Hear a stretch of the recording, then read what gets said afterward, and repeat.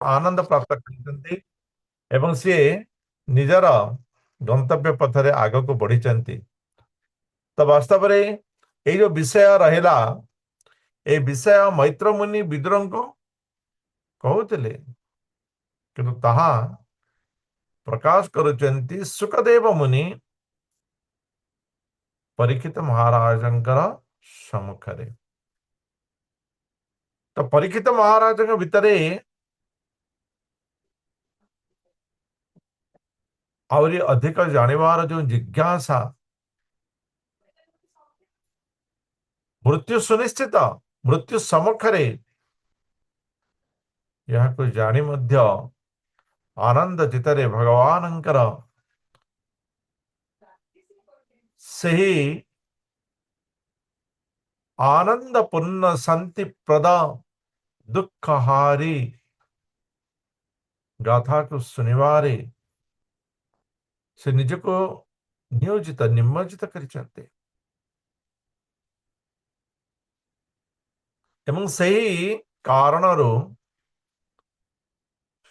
परीक्षित महाराज शुक मुनिंग ठारो मनुंकर अन्यतम पुत्र प्रियव्रत विषय सुनिवा पाई इच्छा प्रकट करिचंती एवं सुखदेव मुनि ताहार वर्णना करिचंती ये आरंभ होउची पंचदश पंचम स्कंदर प्रथम अध्याय अटे प्रियव्रत महिष्मती को विवाह करथिले एवं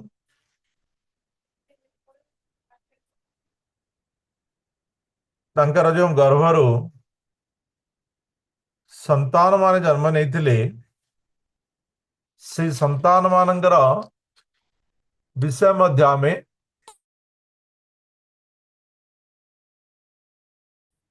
तो एक प्रकार भाव प्रियव्रत का जो महाराज जो कार्यकलाप थिला से कार्यकलाप विषय रे प्रथम अध्याय एवं प्रियव्रत महिष्मतींकर गर्भरू आग्निंगर अग्निध्रंगर जो जन्म तांकर चरित कथा आमें परवर्ती अध्याय पढ़िबा एवं अग्निध्र तांकर स्त्री होचंती पूर्वचिति तांकर गर्भरू जाता नाभिंक विषय एवं नाभि मेरुदेवी गर्भरू जाता महाराज ऋषभदेवंकर विषय रे आमे पढ़िबा ऋषभदेवंकर चरित्र चतुर्थ अध्याय रे एवं ऋषभदेवंकर जो पुत्र मान थिले सेमानंक प्रति जो कर्तव्य शतपुत्रंकर शहे पुଅ थिले से भितर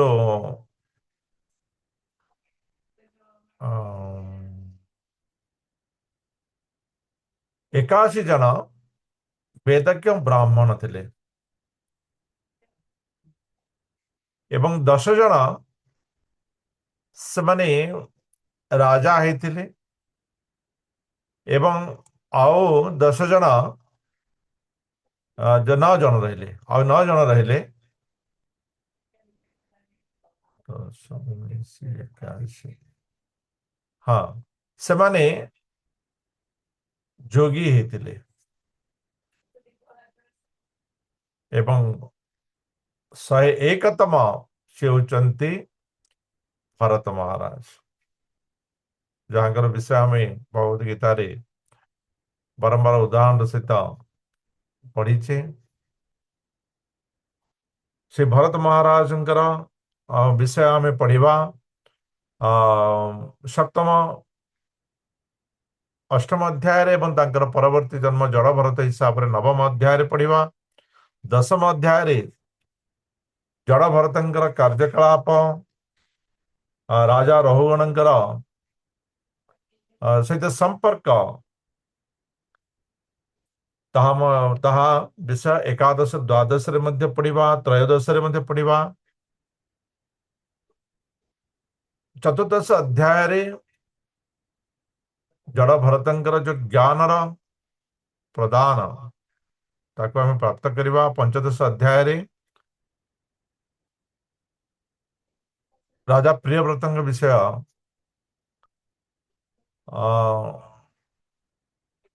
ଆଉଥରେ ଆମେ କରିବା, ଯେ ପ୍ରିୟବ୍ରତଙ୍କର ଯୋଉ ବଂଶର ଗୌରବ ତାକୁ ଆମେ ଯିବା। ଷୋଡଶ ଅଧ୍ୟାୟରେ ଏକ ବିଚିତ୍ର ବିଷୟ ଆମେ ପ୍ରାପ୍ତ କରିବା, ଜମ୍ବୁ ଦ୍ୱୀପର ବର୍ଣ୍ଣନା। ଆମେ ଯେତେବେଳେ କି କୌଣସି କର୍ମକାଣ୍ଡୀୟ ପୂଜା ପଦ୍ଧତି ଥିବା ସେଠାରେ ଦେଖୁଥିବେ, ସଂକଳ୍ପରେ ଭାରତ ବର୍ଷକୁ ବର୍ଣ୍ଣନା କରାଯାଇଥାଏ ଜମ୍ବୁ ଦ୍ୱୀପ ବର୍ଣ୍ଣନା କରାଯାଇଥାଏ। ତ ସେ ଜମ୍ବୁ ଦ୍ୱୀପ ବାସ୍ତବରେ ଆଉ କଣ ଦ୍ୱୀପ ଥିଲା? ଭାରତବର୍ଷର ଭୌଗୋଳିକ ବର୍ଣ୍ଣନା ଆମର ବେଦ ଶାସ୍ତ୍ରରେ କେଉଁ ପ୍ରକାର ଭାବରେ ବହୁତ ଆଗରୁ ରହିଛି, ବହୁତ ଆଗରୁ ବର୍ଣ୍ଣନା ରହିଛି, ତାକୁ ମଧ୍ୟ ପଢିବା। ସପ୍ତଦଶ ଅଧ୍ୟାୟରେ ଗଙ୍ଗାଙ୍କର ଆଗମନ,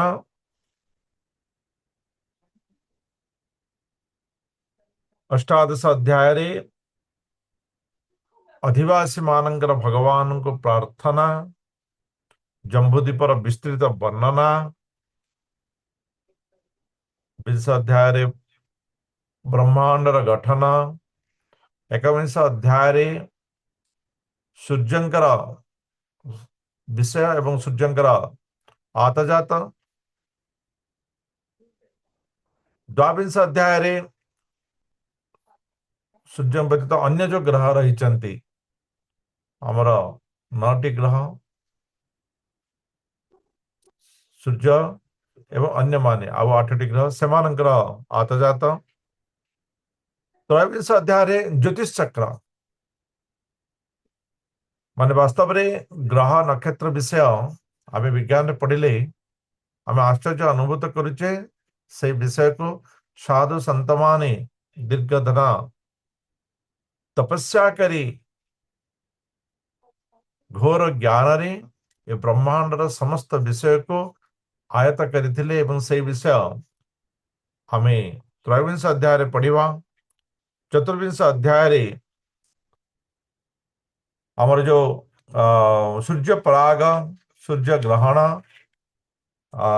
ତାହାର କେଉଁ ପ୍ରକାର ହେଇଥାଏ ତାହାର ବର୍ଣ୍ଣନା। ଏବଂ ପଞ୍ଚବିଂଶ ଅଧ୍ୟାୟରେ ଅନନ୍ତ ଦେବଙ୍କର ମହିମା ବିଷୟରେ ପଢିବା। ଏବଂ ଷୋଡ଼ବିଂଶ ଅଧ୍ୟାୟରେ ଏ ମନୁଷ୍ୟ ପାଇଁ ଏକ ଆବଶ୍ୟକ ଚେତାବନୀ ଏବଂ ମନୁଷ୍ୟ ପାଇଁ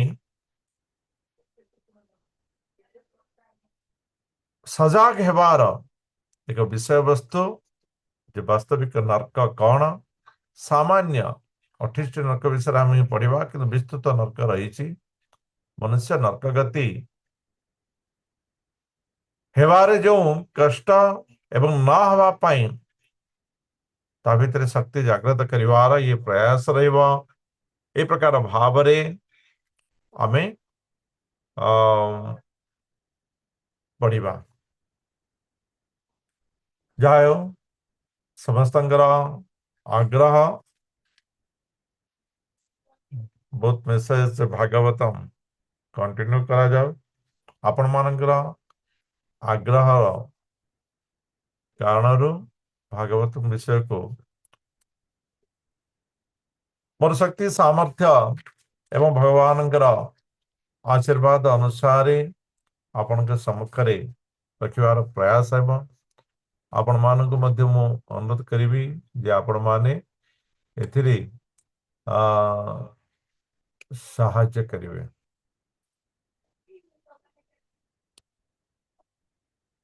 ଏ ପ୍ରଥମ ଅଧ୍ୟାୟ ପ୍ରିୟବ୍ରତ ଚରିତ୍ରଠୁ ଆରମ୍ଭ ଅଟେ। ରାଜା ପରୀକ୍ଷିତ ମହାରାଜ ସୁଖଦେବ ମହାରାଜଙ୍କୁ କହୁଛନ୍ତି ଯେ ଆପଣ ତ ଆକୁତିଙ୍କ ବିଷୟରେ, ଆହୁତିଙ୍କ ବିଷୟରେ, ଦେବହୂତିଙ୍କ ବିଷୟରେ, ଉତ୍ତାନ ପାଦଙ୍କ ବିଷୟରେ ତ କହିଲେ, କିନ୍ତୁ ପ୍ରିୟବ୍ରତ ଭାଗବତ ଆତ୍ମାରାମ କଥଂ ମୁନି ଗୃହୀ ରମତ ଜନ୍ମୂଳ କର୍ମବନ୍ଧ ପରାଭବ। ମହାରାଜ ପରୀକ୍ଷିତ ସୁଖଦେବ ଗୋସ୍ୱାମୀଙ୍କୁ ପଚାରୁଛନ୍ତି, ହେ ମୁନି, ମୁନି ଶବ୍ଦର ସମ୍ବୋଧନ ଏକ ବଚନ, ହେ ମୁନି। ସଂସ୍କୃତ ସାହିତ୍ୟ ମୁନି, ଏହା ନାହିଁ ଯେ ମୁନି ମାନେ ଆଉ କିଛି, ମୁନି ମାନେ ମୁନିର ଯେମିତିକି ସମ୍ବୋଧନ, ଯେମିତିକି ଆପଣ ମାନେ ଦେଖିଥିବେ ରାମଚନ୍ଦ୍ର ସୀତାଙ୍କୁ ସୀତେ ବୋଲି ଡାକନ୍ତି। ସୀତା ଶବ୍ଦର ସମ୍ବୋଧନ ହେଉଛି ସୀତେ, କିନ୍ତୁ ମାତାର ସମ୍ବୋଧନ ମାତା। ପରବର୍ତ୍ତୀ ଆମେ ଗୋଟେ ସିରିଏଲ ଦେଖିଥିବା ମାତେ ବୋଲି ତାକୁ ବ୍ୟବହାର କଲା, ସେଟା ଭୁଲ ଥିଲା, କିନ୍ତୁ ରେକର୍ଡିଂ ତ ସରିଥିଲା, ଆଉ କିଛି କରିପାରିଲେନି, ବହୁ ଜଣ ଅବଜେକ୍ସନ କରିଥିଲେ, କିନ୍ତୁ ମାତାର ସମ୍ବୋଧନରେ ମାତା ମାତା, ଯେମିତିକି ଆମେ କହୁଛେ ଭଗବତୀ ଉତ୍ତମ ଶ୍ଲୋକୀ, ଶ୍ଲୋକ ସ୍ତ୍ରୀଲିଙ୍ଗ, ତେଣୁ ତାହାର ଉଚ୍ଚାରଣରେ, ତାହାର ଯୋଉ ଉପମାରେ ଇଏ ଭଗବତୀ ବୋଲି ଉଚ୍ଚାରଣ କରାଯାଇଥାଏ। ମନୁଷ୍ୟ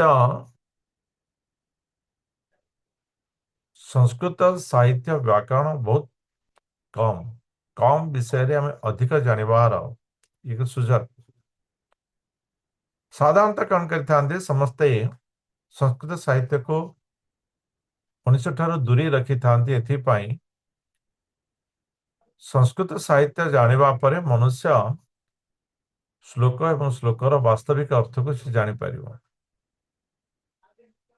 ତ ବାସ୍ତବିକ ଅର୍ଥକୁ ଜାଣିବା ପରେ ଅବାସ୍ତବ ଚିନ୍ତନ ବା ଅବାସ୍ତବ କଥନରୁ ସେ ମୁକ୍ତ ହେଇଯିବ। ସେଇ କାରଣରୁ ହିଁ ସଂସ୍କୃତ ସାହିତ୍ୟ ପ୍ରତି ସାଧାରଣତଃ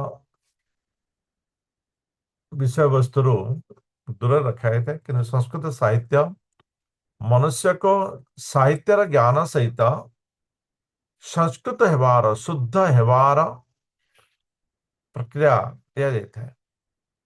ଆମେ ଦେଖିଥିବା ବିଭିନ୍ନ ପ୍ରକାର ସ୍ଥାନରେ ଭଗବାନଙ୍କୁ ତୁ ଏ ରୂପରେ ବ୍ୟବହାର କରାଯାଇଛି, କିନ୍ତୁ ବାସ୍ତବରେ ଦଶମ ଅଧ୍ୟାୟରେ ମଧ୍ୟ ଆମେ ଦେଖିଥିବା ଅର୍ଜୁନ କ୍ଷମା ପ୍ରାର୍ଥନା କରୁଛନ୍ତି ଯେ ମୁଁ ଆପଣଙ୍କର ବ୍ୟାପକତାକୁ ନ ଜାଣିପାରି କେତେବେଳେ କେଉଁ ପ୍ରକାର ସମ୍ବୋଧନ କରିପାରିଛି। ବାସ୍ତବରେ ଯେଉଁମାନେ ଭଗବତ ଜ୍ଞାନ ପ୍ରାପ୍ତି କରିଥାନ୍ତି ସେମାନେ ଏ ପ୍ରକାର ବ୍ୟବହାର ରଖିନଥାନ୍ତି। ତୁ ଉଚ୍ଚାରଣ କରିବା ଆମେ ସାଧାରଣତଃ ସାଙ୍ଗସାଥି ଇତ୍ୟାଦିରେ କରିଥାଉ, କିନ୍ତୁ ତୁ ଉଚ୍ଚାରଣ କରିବା ଇଏ ଆମ ସଂସ୍କୃତ ସାହିତ୍ୟରେ ନାହିଁ। କୌଣସି ଜାଗାରେ କାହାକୁ ବି ତୁ କରିବାର ଉଚ୍ଚାରଣ ନାହିଁ। ତାହାର ଯଦି ଆମେ ପ୍ରକୃତ କାରଣ ଦେଖିବା,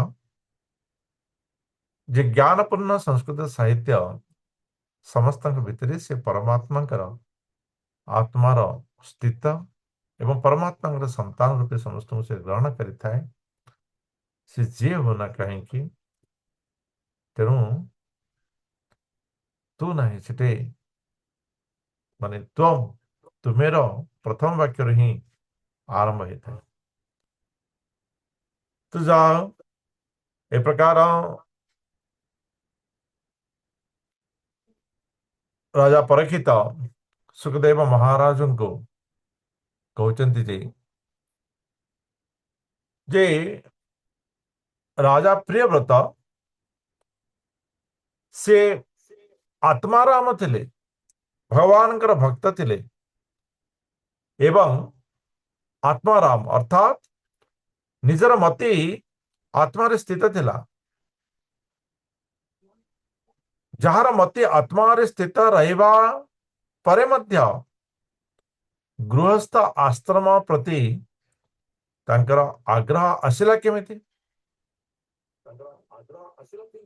ଏବଂ ସେ ଗୃହସ୍ଥ ଆଶ୍ରମରେ କେଉଁ ପ୍ରକାର ଭାବରେ ଛନ୍ଦି ହୋଇଗଲେ ଏବଂ ନିଜର ପ୍ରକୃତ ପରିଚୟ ଆତ୍ମାକୁ ସେ ଭୁଲିଗଲେ, କର୍ମ ବନ୍ଧନରେ ବାନ୍ଧି ହେଇଗଲେ।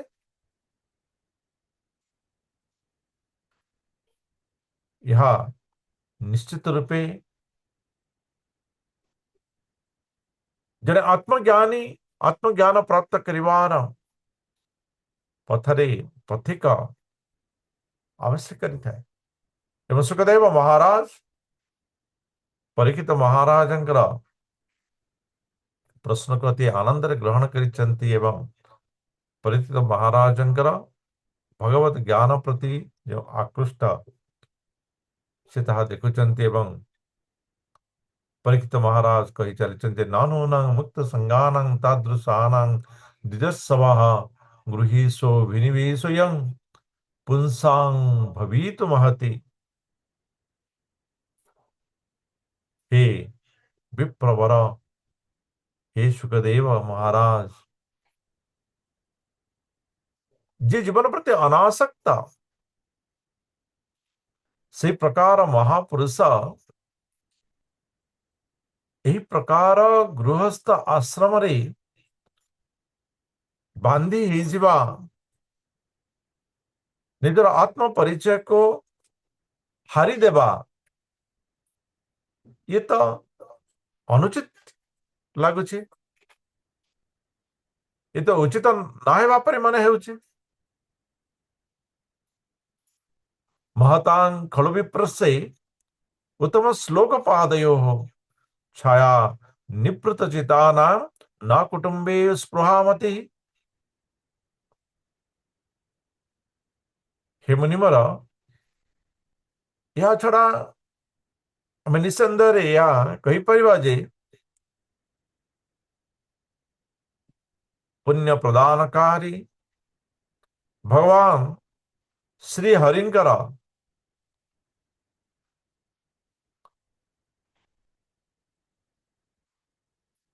ଯିଏ ଶରଣାଗତ ହୋଇ ତାଙ୍କର ଛତ୍ର ଛାୟାରେ ରହିଥାଏ, ଆଶ୍ରୟ ନେଇଥାଏ ଏବଂ ଯାହାର ଚିତ୍ତ ମନ ବୁଦ୍ଧି ସଦା ସର୍ବଦା ସେ ଭଗବାନଙ୍କର ରୂପର ସ୍ମରଣ ନାମର କୀର୍ତ୍ତନରେ ରତ ରହିଥାଏ,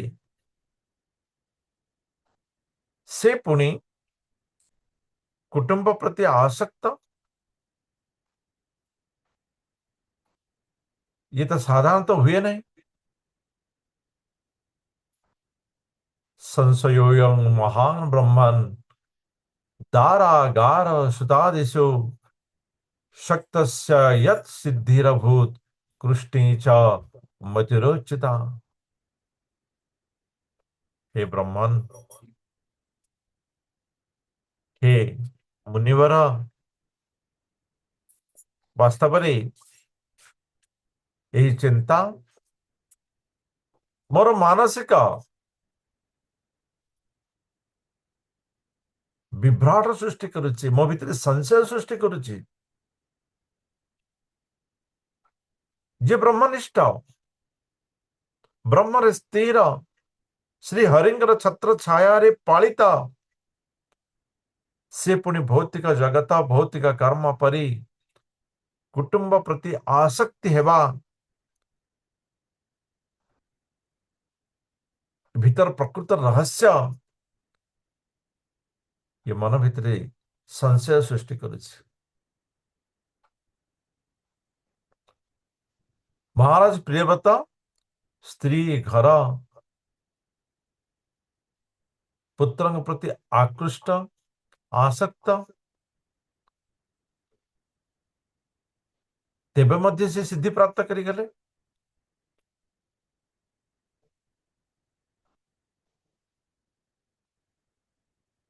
परिवार सहित संपृक्त रही सिद्धि प्राप्त करवा एवं भगवान के प्रति अविचल भक्ति करवा ये क्यों प्रकार भाव संभव ये राजा प्रियव्रत क्षेत्र में किपरि संभव हो पारला हे मुनिवर आपण मते ताहा बुझाई दियंतु सुखदेव महाराज कहते हे राजन तुम्हें जहा कही वास्तव में ताहा ठीक अटे बाण मुक्तम भगवत उत्तम श्लोकस्य श्रीमद चरणारविंद मकरंद रस आवेशित चेतसो भागवत परमहंस दयि कथा किंचिदंतराय विहता स्वांग शिवतमांग पदवीं न प्रायेण हिन्वन्ति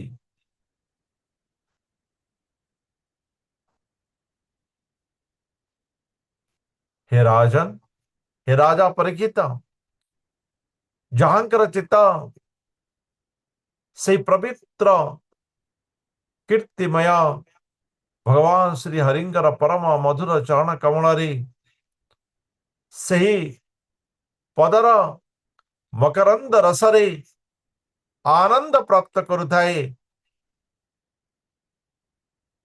ताहा पाई समस्त बाधा विघ्न शून्य रहता है ताहार जीवन प्रति प्रत्येक प्रतिबंधक ताहा पे मूल्यहीन हो जाता है प्रत्येक प्रतिबंधक मूल्यहीन होता है जो मैंने परम हंस हंस जो प्रकार भाव शब्द ग्रहण करिथाए किंतु से भितर निजर आवश्यक खाद्य को ही नहीं थाए तार शरीर भीतर को निजर आवश्यक खाद्य ही जाई थाए एक निष्ठ भाव रे जो प्रकार से खाद्य को देखुता है तार आवश्यकता को देखुता है से प्रकार ये परमहंस व्यक्ति साधु से संत केवल भगवान ठारे निजर चित्त को सदा सर्वदा स्थिर रखी था कर्मर बंधन कर्मर बाधा विघ्न ये तो आशिव एवं जीव ये सुनिश्चित आशिवा भी सुनिश्चित जीवा भी सुनिश्चित किंतु प्रत्येक स्थिति मनुष्यर बाह्य स्पर्श को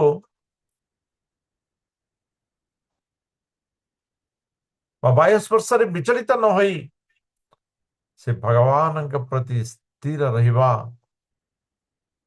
ये होची परमहंस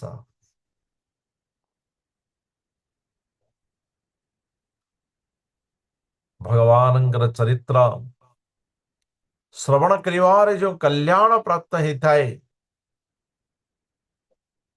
से कल्याणमय मार्ग से मन के बहले त्याग करते नहीं भगवान चरित्र श्रवण करिवा वर्णना करिवारे जो आनंद प्राप्त करितांती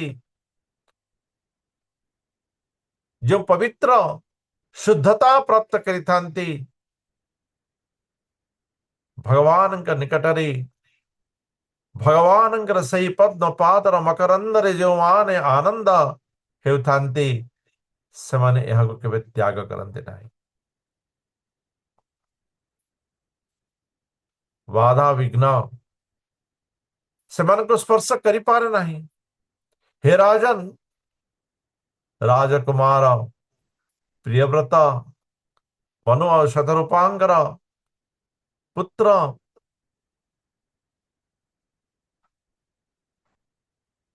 से भगवान बड़ भक्त थिले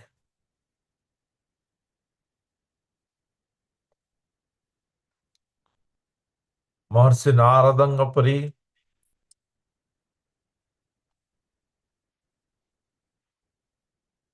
ज्ञानर संपन्न जाजल्यमान नक्षत्र भगवान ଯାହାର ହୃଦୟରେ ଯାହାର ମୁଖରେ ଯାହାର ଶ୍ରବଣରେ ଯାହାର ଦର୍ଶନରେ ସଦା ସର୍ବଦା ସେହି ନାରାୟଣ ସେହି ନାରଦ ମୁନିଙ୍କର ପଦସେବା କରି ପଦାଶ୍ରିତ ହୋଇ ଯେଉଁ ଆତ୍ମ ଆନନ୍ଦକୁ ପ୍ରାପ୍ତ କରିଥିଲେ ତାହା ଦ୍ୱାରା ସେ परम अर्थ को बोध करथिले से परमार्थ को बोध करि पारिथिले जहि भाव राजंस राजपुत्र प्रियव्रत परम भाव परम भागवतो नारदस्य चरणोपो सेवया सावगत परमार्थ सतत्व ब्रह्म सत्रेण दाखिन्यमानो वनितल परि पालना नाथ प्रवर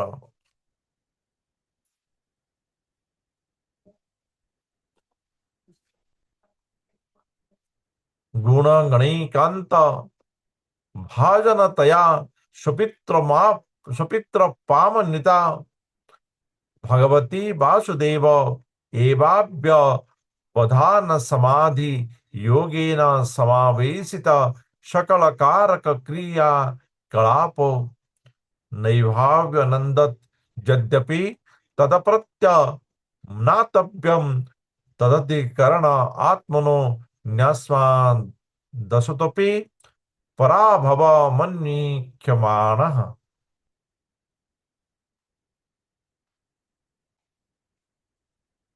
हे राजन,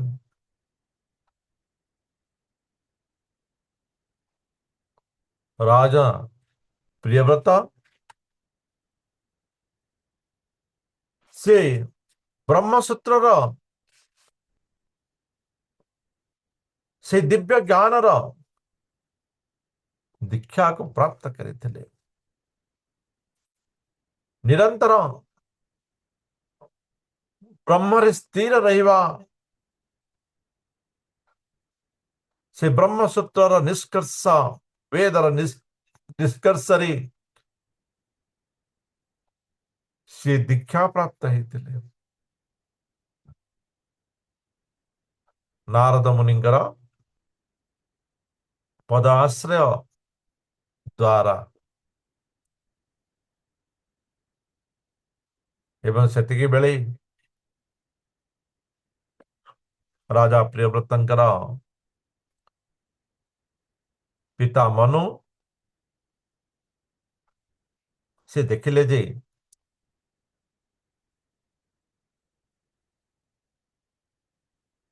प्रियव्रत वास्तव में प्रजा मानक प्रति जो अनुराग समाज प्रति जो अनुराग गोटे राजा पाखे रहिबा आवश्यक होता है ताहा उज्जीवित रही से प्रकार लक्षण रही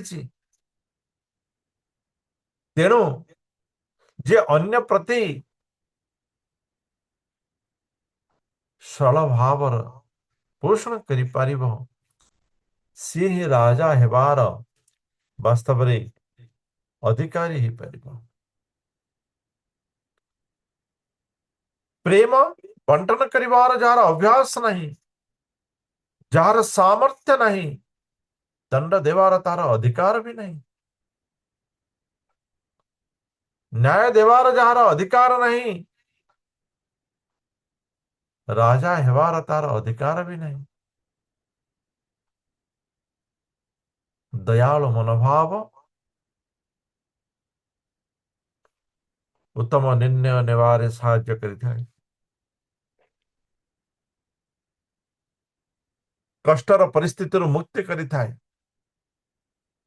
एवं राजा प्रियव्रत महर्षि नारदंगर पदसेवार जो गुण को प्राप्त करिथिले ତାହା ବାସ୍ତବରେ ଏକ ଉତ୍ତମ ରାଜାର ଗୁଣ ଚରିତ୍ର ହିଁ ରହିଥିଲା ଏବଂ ତାହା ପିତା ମନୁ ଲକ୍ଷ୍ୟ କରିଥିଲେ।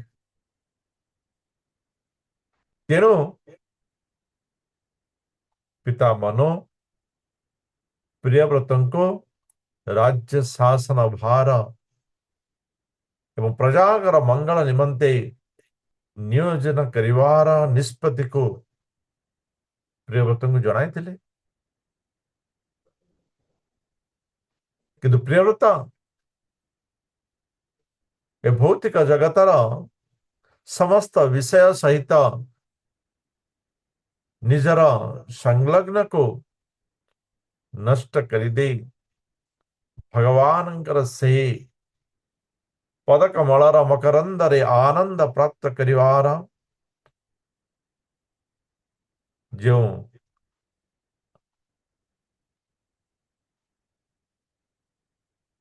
विषय थिला से ताहाको निजर करने थिले। समस्त इंद्रिय एवं समस्त क्रिया कर्म सबकिछि से वासुदेव को समर्पण कर देते। पिता का आज्ञा ये लंघन करवा ये वास्तव में सत्य जुगरे ये अनुचित थिला।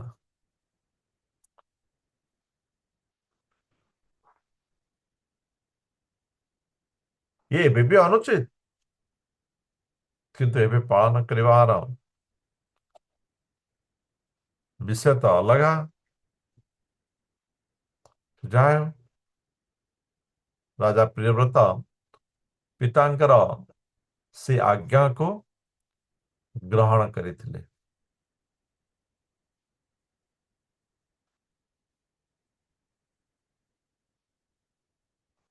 एवं से चिंता करिथिले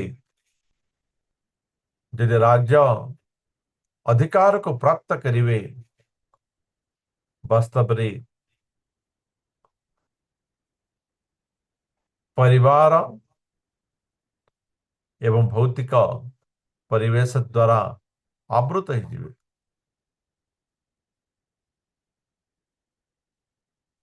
परिवार एवं राज्यर समस्या भितर छंदी हुई से भगवान का प्रति जो निष्ठा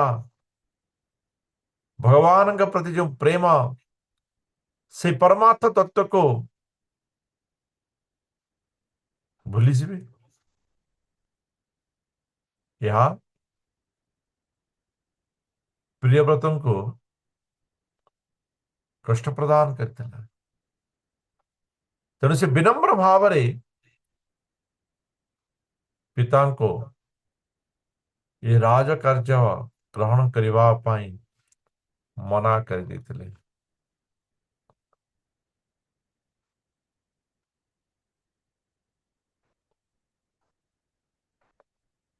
किंतु स्वयंभू ब्रह्मा सी जितेबले जानी परिचंदी जे ये जीव जगतर प्रकट करवा हो कर्म से सदा सर्वदा चिंता करथांती जे जीव जगत क्यों प्रकार भाव वृद्धि घटिव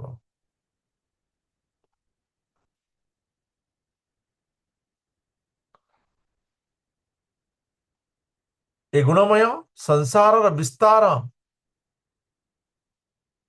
ब्रह्मांगर चिंता थिला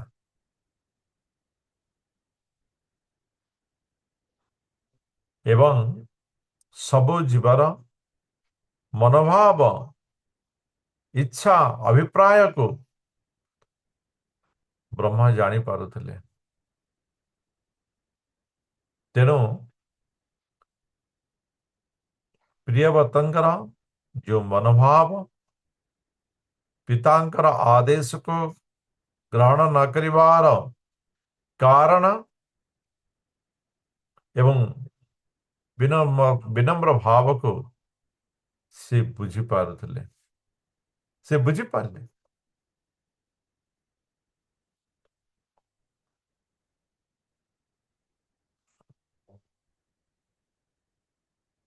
କିନ୍ତୁ ସଂସାରର ଆବଶ୍ୟକ ଦୃଷ୍ଟିରୁ ବ୍ରହ୍ମା